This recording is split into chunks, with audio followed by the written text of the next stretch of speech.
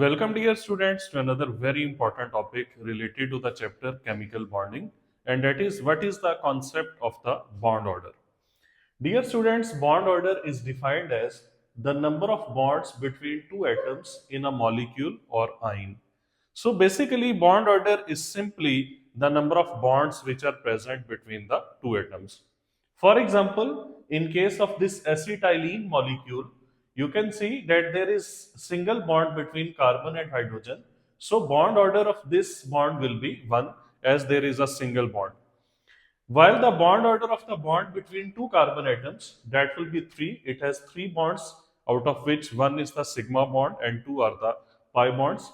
And similarly, the bond order between carbon and hydrogen for this bond, that will be equal to 1. So bond order simply means the number of bonds between two atoms in a molecule or in an ion. Bond order is very important because bond order is a quantitative measure of the strength of a bond. So, greater the bond order, stronger that bond will be. It means triple bond, that will be the strongest one, then double bond, and the weakest will be the single bond. So that is the order of the bond strength. Triple bond is the strongest, then double, and single bond is the weakest. But obviously, the bond energy of the triple bond is not 3 times as that of the bond energy of the single bond due to presence of two weaker pi bonds. Similarly, bond order also relates to the bond length, and bond order is inversely proportional to bond length. It means greater the bond order, shorter the bond will be. So triple bond is the shortest bond, then double bond, and the longest bond is the single bond. That will be the order of the bond length. How can we calculate the bond order? Bond order is calculated by using molecular orbital theory. I have already delivered a very comprehensive lecture on the molecular orbital theory. The link of the lecture will be given in the description of this video lecture. You can watch and then you will see how we can calculate the bond order using the molecular orbital theory. Bond order is equal to number of electrons in bonding molecular orbitals minus number of electrons in anti-bonding molecular orbitals divided by 2. So that is basically half of the difference of the number of electrons in bonding molecular orbitals and number of electrons in the anti-bonding molecular orbitals. Now, my dear students, the bond order may be 0. If bond order is 0, it means there will be no bond between those atoms. Just like in case of the noble gases, if you calculate the bond order of the helium He2, that will be 0, neon Ne2, that will be 0, because there is no bond between two helium atoms as the noble gases are very inert. So, in case of noble gases, the bond order will be 0, which simply means that the noble gases will exist in monoatomic form and they cannot exist in the diatomic form, as there will be no bond between the two atoms. And why this bond order becomes 0? Because number of electron in bonding molecular orbitals and number of electrons in anti-bonding molecular orbitals in case of noble gases, they are equal. So when you will subtract them, answer will be 0, and when you will divide it by 2, then obviously the bond order will come out to be 0. Or it may be from 1 to 6. There may be single bond, there may be double bond, triple bond. The 4 bonds are called quadruple bonds, the 5 bonds are called quintuple bonds, and the 6 bonds are called sextuple bonds. So basically, the bond order can be a whole number from 1 to 6, and it can also be fractional number, just like 1.5, 2.5, 1.33 in case of the molecules or ions in which you see the resonance. I have already delivered a detailed lecture about the resonance structures. The link of those lectures will also be given in the description of this video. You can watch them. So it can be 0, it can be whole number, or it can be a fractional number. Now, my dear students, isoelectronic species. Iso means same, electronic means electron. So all those species that have same number of electrons, they have same bond order. Isoelectronic species have same bond order. Now there is a shortcut to find the bond order in case of different molecules or ions, and you will have to memorize this. If a species has 14 electrons, its bond order will be 3. If it has 15 electrons or 13, bond order will be 2.5. 16 or 12, it will be 2. There will be a decrease of zero point 0.5 in every case. In case of 17 or 11, that will be 1.5. 18 and 10, it will be 1. 19 and 9, it will be zero point 0.5.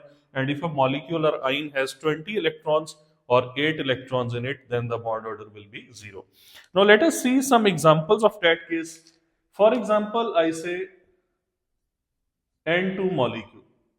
Now, my dear students, N2 molecule has two nitrogen atoms. One nitrogen has total of 7 electrons, other also has 7 electrons. So, total number of electrons will be 14. As the number of electrons are 14, so its bond order will be 3. And you know there is a triple bond between two nitrogen atoms, and that is one of the strongest bonds in case of the diatomic molecules, because the nitrogen triple bond nitrogen is one of the bonds having the highest bond energy, and it is one of the strongest bond in case of the diatomic molecules.